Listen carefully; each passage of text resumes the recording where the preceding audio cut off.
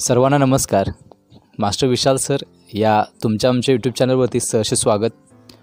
आजचा खूप महत्त्वाचा विषय म्हणजे गेले 2 दिवस झालं कमेंट केलेत विद्यार्थ्यांनी की सर तलाठी किंवा वनरक्षकबद्दल थोडंफार बोला, फक्त पोलीस वेटिंगबद्दल बोलू नका वगैरे वगैरे. किंवा आत्ताची अपडेट काय आहे सर, किंवा कशा पद्धतीनं पुढच्या घटना घडतील असं मुलांची विचारणा होती.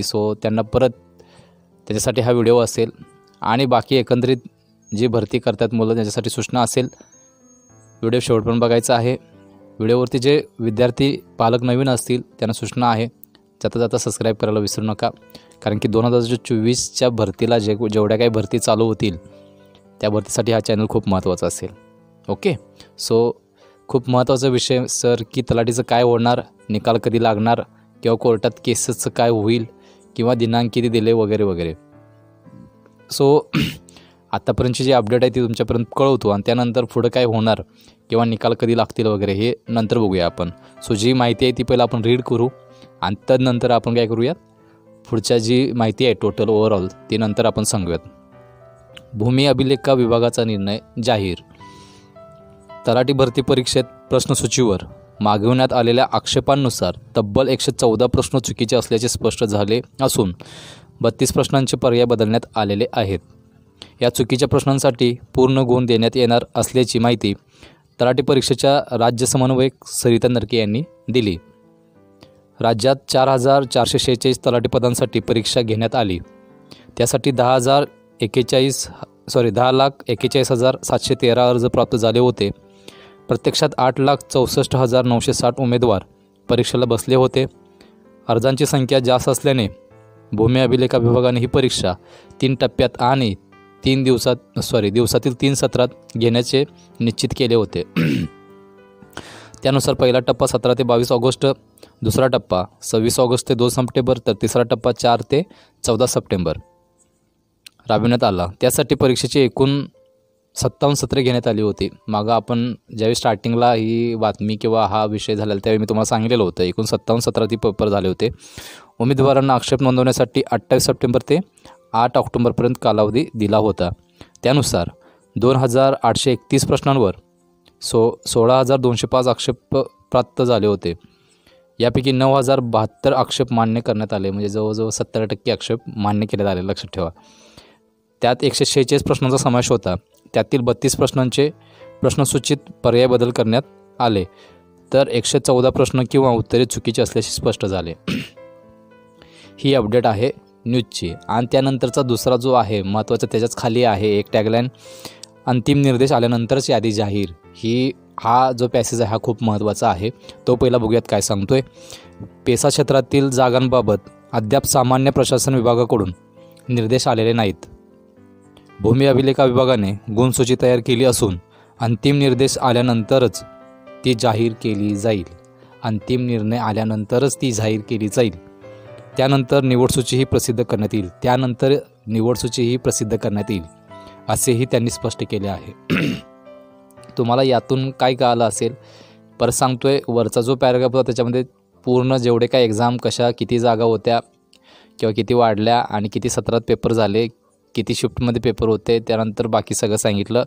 आणि ज्यावेळी हिवाळी अधिवेशन चालू झालं त्याचवेळी फायनल रिस्पॉन्स शीट आलेली होती. काही मुलांचे मार्क वाढलेले आहेत, काही मुलांचे मार्क कमी झालेले आहेत. त्यानुसार अंतिम निर्देश आल्यानंतरची यादी जाहीर जी आहे, हा जो टॅगलाईनमध्ये खाली पूर्ण पॅसेज दिलेला आहे तो खूप महत्त्वाचा आहे. पेसा क्षेत्रातील जागांबद्दल अद्याप सामान्य प्रशासन विभागाकडून निर्देश आलेले नाहीत. भूमी अभिलेखा विभागाने गुणसूची तयार केलेली आहे, म्हणजे गुणसूची तुमची तयार झालेली आहे. लक्षात ठेवा.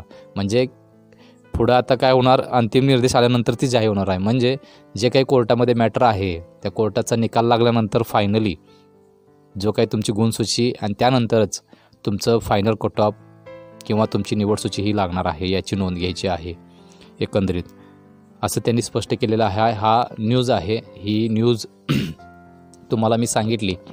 याच्यावरती आता खूप महत्त्वाचा विषय तुम्हाला सांगण्यात येणार आहे. ज्यांनी एक्झाम दिले त्या मुलांसाठी सूचना असेल की तलाठी आणि आपले जे वनरक्षकचा विषय आहे तो अजूनसुद्धा पेंडिंग आहे न्यायालयामध्ये. सो त्याच्यावरती सुनावणी ह्या 2 दिवसात जर नाही लागली, मागच्या 2 दिवसापूर्वी मी सांगितलेलं होतं की पुढील 2 दिवसामध्ये जर सुनावणी नाही लागली तर मुलांना कदाचित 1 महिना वाट बघावी लागणार असं मी सांगितलेलं होतं. 2 दिवस गेलेले आहेत आणि ऑफिशियल वेबसाईट, ऑफिशियल इन्फॉर्मेशन जे काही ऑनलाईन कम्प्युटर जनरेटेड आहेत त्याचा स्क्रीनशॉट किंवा त्याची माहिती पण मी सांगितलेली होती की दिनांक पुढची टेंटेटिव्ह डेट जी कम्प्युटर जनरेटेड झालेली आहे ती टेंटेटिव्ह डेट दिनांक 9/1/2024 अशी दिलेली आहे. लक्षात ठेवा, म्हणजे 9 तारखेला सुनावणी होणार आहे याची नोंद घ्यायची आहे. म्हणजे मुलांकडं अजून 1 महिना वेट करावा लागेल. ही वरची सूचना किंवा वरचे जे आहे आतापर्यंतचं अपडेट हे तुमच्यापर्यंत द्यायचं काम मी केलेलं आहे. सो जोपर्यंत फायनल निकाल लागत नाही तोपर्यंत कोणत्याही पद्धतीनं तुमची गुणसूची किंवा जे काही कट ऑफ वगैरे आहे तो कोणत्याही पद्धतीने किंवा निवडसूची जाहीर होणार नाही याची नोंद घ्यायची आहे. मुलांची कमेंट होते की सर पेसा सोडून इतरांचे निकाल लावायला पाहिजेत किंवा लागतील का हा विषय त्याच्यामध्ये होता. पण यांनी सरळ सांगितलं आहे की जोपर्यंत यांचा निकाल लागत नाही तोपर्यंत कोणत्याही पद्धतीनं तुमची गुणसूची तुम्हाला दिली जाणार नाही किंवा तुमची टोटल कट ऑफ किंवा एकंदरीत निवडसूचीसुद्धा देण्यात येणार नाही याची नोंद तुम्ही घ्यायची आहे. सो तुम्हाला क्लिअर झालं असेल की आता निकाल लागणार नाही किंवा काय विषय असेल, आपल्याला 1 महिना हा वाट बघावं लागेल. हे सगळं आता शासनाचं, कोर्टाचं हे सगळा विषय आहे, त्यामुळे त्यांच्यापुढं आपण नाही आहे. सो वेट करण्याशिवाय पर्याय नाही, कारण की पहिल्यापासूनच पदरात वेट करण्यापासून ते शेवटपर्यंत पदरात तेच पडले. एकतर ढीगभर फी आणि बघायला नको पेपर फुटी आणि हे ते सगळं प्रकरणं वाट लावली सगळ्या मुलांच्या आयुष्याची. सेम त्याच पद्धतीनं परत 1 महिना वाट बघूयात. होप्स आहेत की 100% 9 तारखेला पॉझिटिव्ह बोलूयात सगळेजण, खूप महत्त्वाचं आहे.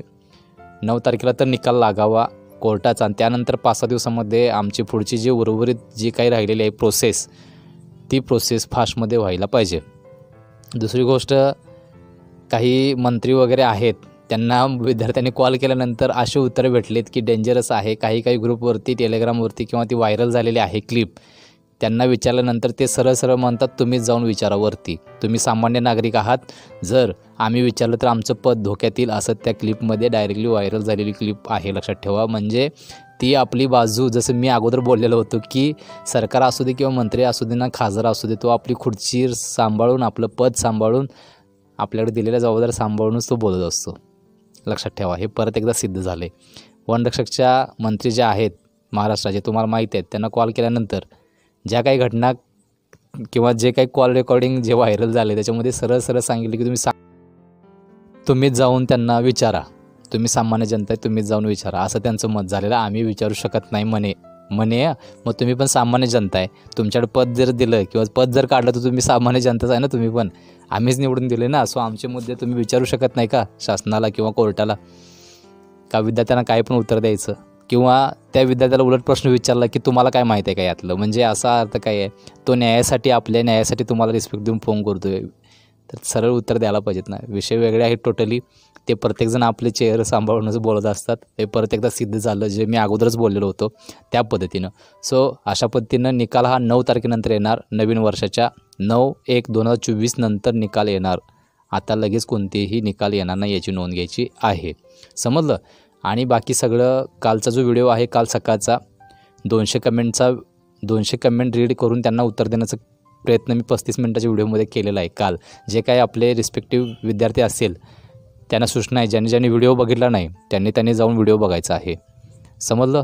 सो त्या व्हिडिओमध्ये 35 मिनिटं वेळ देऊन तुमच्या 200 कमेंट प्लस त्या रीड करून त्याला उत्तरं तिथं दिलेले आहेत.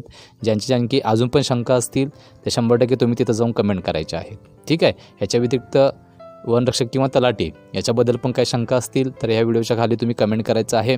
दुसरी गोष्ट, जे कोणी टेलिग्राम चॅनल अजून पण जॉईन करायला नाही आहे त्या विद्यार्थ्यांना सूचना आहे, ह्या व्हिडिओच्या खाली मोअरला क्लिक करा. त्याच्यानंतर टेलिग्रामची लिंक आहे ब्ल्यू कलरमध्ये, त्याला टिक केल्यानंतर तुम्ही तिथं जाऊन टेलिग्राम चॅनलला जॉईन म्हणून बटन आहे, ते जॉईन केल्यानंतर टेलिग्राम चॅनल तुम्हाला भेटून जाईल आणि ज्या अपडेट आहेत किंवा दररोजचे व्हिडिओ आहेत हे तुमच्यापर्यंत अगदी फ्री ऑफ कॉस्टमध्ये पोहोचून जातील.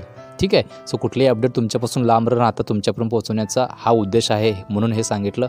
सो अजूनपर्यंत तुमचे काही प्रश्न असतील तर 100% कमेंट करायला विसरू नका. ह्याच्या व्यतिरिक्त सर ह्या मुद्द्यावर घ्या सर, किंवा ह्या मुद्द्याविषयी सांगा, असं जर कमेंट केलं तर 100% ते प्रश्न मी घेऊन त्याच्यावरती व्हिडिओ बनवण्याचा प्रयत्न करीन. ठीक आहे.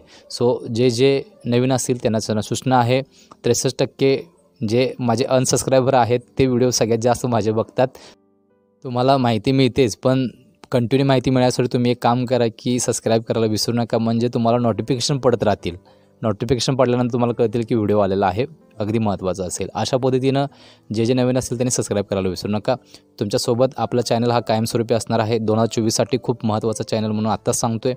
सो जे कोणी नवीन असतील त्यांनी सबस्क्राईब करायला विसरू नका. मी इथंच थांबतो आहे. धन्यवाद.